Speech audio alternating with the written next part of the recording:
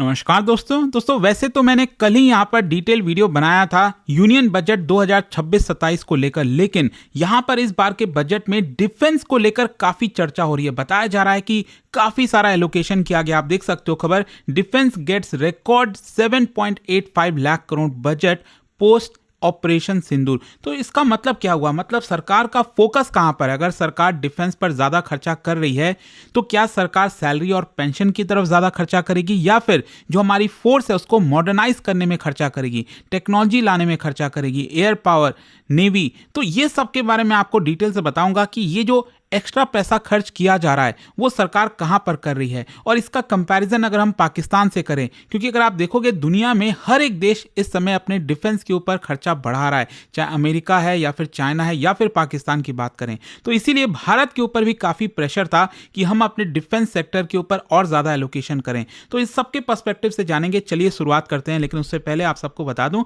अगर आप यूपीएससी की तैयारी कर रहे हैं, 2027 हो 28 हो, कोई भी बैच लेना चाहते हो, प्रतिज्ञा बैच ले सकते हैं, जिसमें प्रीलिम्स, मेंस, इंटरव्यू सब कुछ की हम तैयारी कराते हैं। बैच से रिलेटेड कोई भी डाउट है, प्रॉब्लम है, ये फोन नंबर है, आप कॉल कर सकते हैं, मेरी टीम आपको अच्छे से गाइड कर देगी। चलिए शुरुआत करते हैं। सबसे पहले यहां पर देखते हैं कि भारत सरकार ने क्या अनाउंस किया है। बेसिकली निर्मला सीतारमण जी ने क्या है कि अपने बजट स्पीच में डिफेंस के बारे में बात नहीं किया। जी हाँ, मैं आपको बता दूं, नॉर्मली क्या होता है, जब भी फाइनेंस मिनिस्टर बजट पेश करते हैं तो अपने स्पीच में डिफेंस के बारे में जरूर जिक्र करते हैं, लेकिन इस बार जो नंबर्स हैं वो साइलेंट था।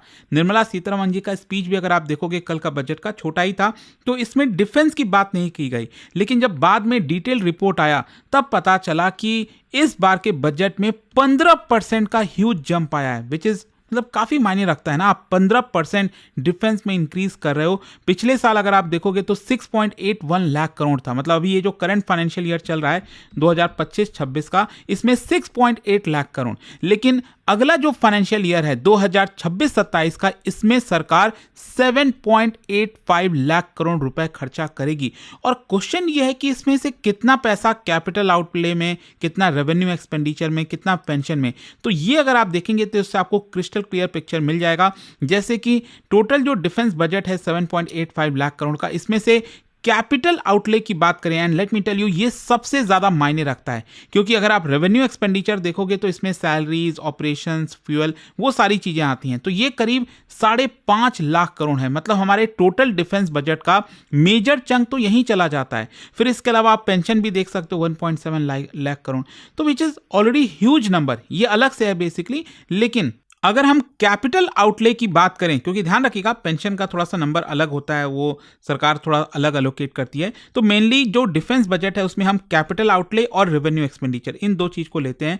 तो यहां पर ज्यादातर हिस्सा रेवेन्यू एक्सपेंडिचर का, और ये जो कैपिटल आउटले है जिसमें सरकार वेपन्स खरीदती है, एयरक्राफ्ट खरीदती है, शिप्स खरीदती है, वो 2.19 लाख करोड़। तो अब आप में से कई लोग सोचेंगे कि ये तो अभी भी कम लग रहा है, बट मैं आपको बता दूं, अभी जो पिछला साल, मतलब ये जो करंट फाइनेंशियल ईयर चल रहा है 2025-26 का, इसके मुकाबले अगर आप देखोगे तो इसमें 28% का जंप है, विच इज अपने आप में काफी ज्यादा मायने रखता है।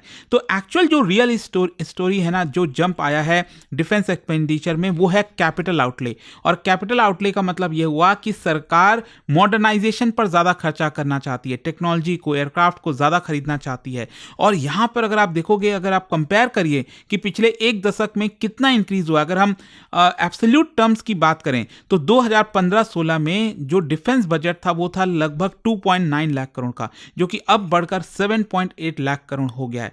तो अगर आप एब्सोल्यूट टर्म में देखो तो अच्छा खासा नंबर लग रहा है, लेकिन मैं आपको बता दूं, जनरली ये कहा जाता है कि हमारा जो डिफेंस पर एक्सपेंडिचर है वो हमारे जीडीपी का कम से कम 2% होना चाहिए। लेकिन आपको पता है हमने उसको भी अचीव नहीं किया है। जो करंट फाइनेंशियल ईयर चल रहा है 2025-26 का, इसमें ये सिर्फ 1.9% ऑफ जीडीपी ही होगा। इसका मतलब अभी भी हमारा जो एस्टिमेशन है, हमारा जो बेंचमार्क होना चाहिए 2% का, वो नहीं अचीव कर पाए। वहीं दूसरी तरफ, जैसा मैं आपको कह रहा था, पूरी दुनिया में अगर आप देखोगे, और ट्रम्प जैसे व्यक्ति, अमेरिका आप देखिए, ट्रम्प जब राष्ट्रपति बनने वाले थे उसके पहले बहुत बड़े बड़े बयान देते थे कि हम कहीं पर वॉर नहीं करना चाहते, हमारे जो सेना के लोग हैं वो दुनिया भर में क्यों जाएं, अफगानिस्तान क्यों जाएं, मिडिल ईस्ट क्यों जाएं, वो अपनी जान क्यों गंवा रहे हैं, हमें दूसरे देश से क्या लेना देना, हम वहाँ से अपनी फोर्सेस को विड्रॉ कर लेंगे। उल्टा यहाँ पर अब देखने को मिल रहा है कि ट्रम्प चाहते हैं कि रिकॉर्ड $1.5 ट्रिलियन। जी हां, इमेजिन करिए, अमेरिका का जो डिफेंस बजट है वो चाहते हैं 50% जंप करे, ह्यूज। $1.5 ट्रिलियन ले जाना चाहते हैं। तो खैर जो भी वही होता है ना, चुनाव के पहले जो पॉलिटिशियन है वो कुछ और बोलता है और चुनाव के बाद तुरंत पलट जाता है। खैर यहां पर हमारे लिए इंपॉर्टेंट ये है जानना कि ये जो इंक्रीज हुआ है ये क्यों इतना मायने रखता है, इसका पीछे का स्ट्रैटेजिक कॉन्टेक्स्ट समझिए। देखो, जब भारत की बात करते हैं डिफेंस के पर्सपेक्टिव से, तो एक तरफ पाकिस्तान, दूसरा तरफ चाइना। यहां पर ट्विन थ्रेट की हम बात करते हैं ना, कि दोनों तरफ से थ्रेट है। और स्पेशली अभी रिसेंटली आपको याद होगा ऑपरेशन सिंदूर हुआ, तो इससे हमें एक बात समझ में आई कि यहां पर ऑपरेशनल रेडीनेस कितना इंपॉर्टेंट हो जाता है। यहां पर हमारा जो वेपन सिस्टम वगैरह है वो मॉडर्नाइज होना चाहिए ऑल टाइम, हम उसको नेग्लेक्ट नहीं कर सकते। ये चीज हमें समझ में आई, और ये चीज पाकिस्तान को भी समझ में आया। पाकिस्तान को तो और अच्छे से समझ में आया होगा, जिस तरह से उसको हार का सामना करना पड़ा, जिस तरह से उनके जो वेपन सिस्टम है, डिफेंस है, रडार है, सब तबाह हो गए। हमने किस तरह से उनके जो एयर बेसेस वगैरह हैं जो तबाह किए थे। तो पाकिस्तान ने भी अपना जो डिफेंस स्पेंडिंग है वो 20% इंक्रीज हुआ है। तो इसका मतलब भारत तो 15% इंक्रीज कर रहा है, पाकिस्तान तो और ज्यादा कर रहा है। तो एक तो पाकिस्तान से थ्रेट, दूसरा चाइना पर लगातार प्रेशर। चाइना अगर आप देखोगे तो वहां से कुछ ना कुछ हरकतें करने की कोशिश करता है, इसलिए भारत के ऊपर प्रेशर था कि हम भी अपग्रेडेशन के ऊपर ध्यान दें, कैपेबिलिटी के ऊपर फोकस करें, नॉट जस्ट फोर्सेस का नंबर कितना है, क्योंकि आज के डेट में उससे ज़्यादा मायने रखता है कि आपकी टेक्नोलॉजिकल कैपेबिलिटी कितनी है। तो अब क्वेश्चन ये आता है कि ये जो इंक्रीज हुआ है, सरकार इतना खर्चा कर रही है, किस पे खर्चा करने वाली है? सबसे पहला है फाइटर जेट। देखो, हमारे देश में नो डाउट हमारे डिफेंस के पास फाइटर क्राइसिस चल रहा है। मैं आपको बता दूं, जो सैंक्शनड है, जो हमारे पास स्क्वाड्रन होने चाहिए वो 42 होने चाहिए, एक्चुअल में अभी 30 के करीब आ गया, 30-31, और जो मिग 21 के रिटायरमेंट के बाद ये और शायद 29 तक आ जाएगा। तो यहां पर टू फ्रंट वॉर अगर होता है तो उस समय एयर डोमिनेंस चाहिए, डीप स्ट्राइक चाहिए, तो वो हम संकट में पड़ जाएंगे। तो क्वेश्चन ये है कि सरकार क्या करना चाहती है। एक तो रफाल का एक्सपेंशन, हमारे पास ऑलरेडी काफी सारे रफाल जेट्स हैं, लेकिन अब सबसे बड़ा ऑर्डर देने जा रही है सरकार, 114 और रफाल जेट्स हम फ्रांस से खरीदेंगे। लेकिन इसमें इंपॉर्टेंट ये है कि ज्यादातर ये भारत के अंदर ही बना जाएगा। तो ये अभी तक का सबसे बड़ा एक्विजिशन होने वाला है। फिर इसके अलावा 5th जनरेशन का भी ऑप्शन है। यहां पर हम रशिया के साथ कुछ बातचीत वगैरह चल रही है, कितना होगा नहीं होगा, लेकिन पैरेलली भारत भी अपना जो AMC है उसको भी पुश कर रहा है, तो इसमें हमें पैसा चाहिए होगा। फिर जो इंडिजीनियस फोर्स है तेजस MK1A, तो वो भी हम लगातार खरीदते रहते हैं। तो बॉटम लाइन ये है कि एयरफोर्स को जो फंडिंग देगी सरकार इस बजट से, वो हमारा नीड ऑफ द आवर है।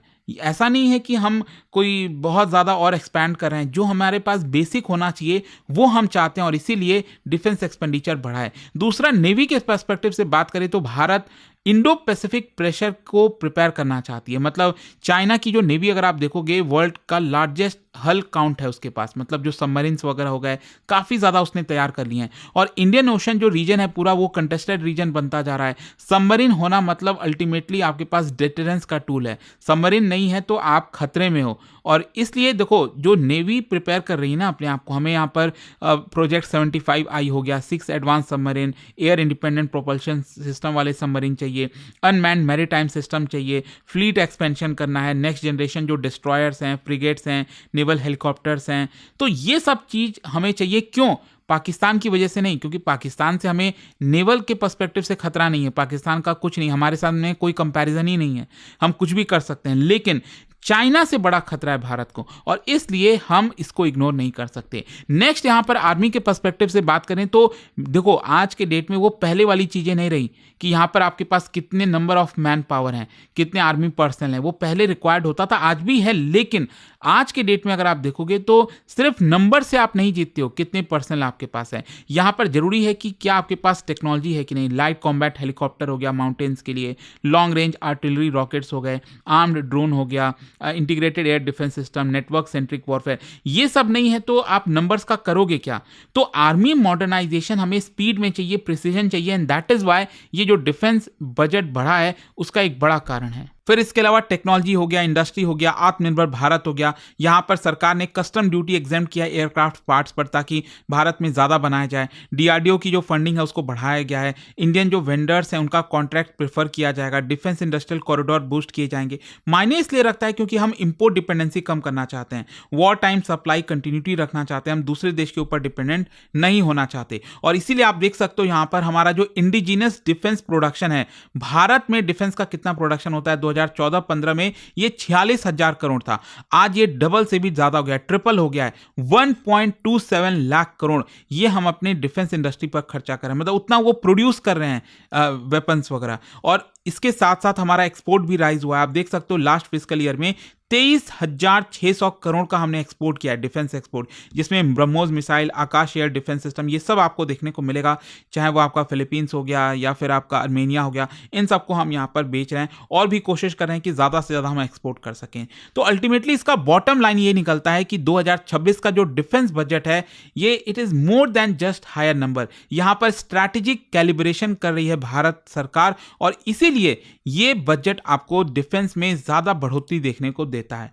तो आई होप आपको डिटेल में अब समझ में आ गया होगा कि एग्जैक्टली इस बजट में डिफेंस को लेकर क्या हुआ है। जाने से पहले एक बहुत ही इंटरेस्टिंग क्वेश्चन, क्या बता सकते हो डिफेंस सेक्टर भारत में, इससे रिलेटेड 2 स्टेटमेंट दिया, आपको बताना है कौन सा करेक्ट है। और इसका जो राइट आंसर है आप सब जानते हैं, मेरे इंस्टाग्राम पर तो मिलेगा ही, वहां पर अगर आप नहीं हो कोई बात नहीं, टेलीग्राम से ले सकते हैं इसका सही उत्तर। और दोस्तों जैसा मैंने आपको बताया, अगर आप यूपीएससी की तैयारी कर रहे हैं 2027-28 कोई भी बैच लेते हैं तो यहां पर हमारा जो नया बैच है 2027 का 7 फरवरी से स्टार्ट हो रहा है, जिसके अंदर प्रीलिम्स, मेंस, इंटरव्यू सब कुछ की हम तैयारी कराते हैं। कोई भी डाउट है, प्रॉब्लम है, ये फोन नंबर है, कॉल करिए, मेरी टीम आपको अच्छे से गाइड कर देगी। लिंक कमेंट सेक्शन में दिया हुआ है और यूज करिएगा ये कोड अंकित लाइव मैक्सिमम डिस्काउंट के लिए।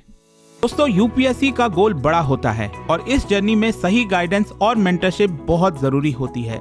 इसलिए स्टडी IQ IAS लेकर आया है आपके लिए यूपीएससी 2027 की कंप्लीट फाउंडेशन प्रिपरेशन एक स्ट्रॉन्ग और स्ट्रक्चर्ड अप्रोच के साथ। हमारा फाउंडेशन कोर्स 3 लैंग्वेजेस में अवेलेबल है, इंग्लिश, हिंदी और इंग्लिश। अब आप अपनी पसंद की लैंग्वेज में तैयारी शुरू कर सकते हैं, same syllabus, same expert faculties और सेम क्वालिटी गाइडेंस के साथ। इस कोर्स में आपको मिलेगा टॉप फैकल्टीज का एक्सपर्ट गाइडेंस, प्रीलिम्स से इंटरव्यू तक complete coverage, daily live evening classes, structured notes, previous year questions and test series. साथ में मिलता है dedicated mentorship throughout the journey. Seats limited है और अगर आपका टारगेट यूपीएससी 2027 है तो यह बिल्कुल सही वक्त है शुरुआत करने का। बस स्टडी IQ ऐप खोलो, P2I बैच सर्च करो, यूज करो code Ankit live ANKITLIVE for maximum discount और अपना एनरोलमेंट कंप्लीट करो। अभी भी कोई डाउट है तो इस नंबर पर कॉल करिए 092400232393। याद रखिए यूपीएससी की जर्नी वही जीतता है जो सही प्लानिंग के साथ सही वक्त पर शुरुआत करता है। स्टडी IQ IAS, आपका सिलेक्शन हमारा मिशन।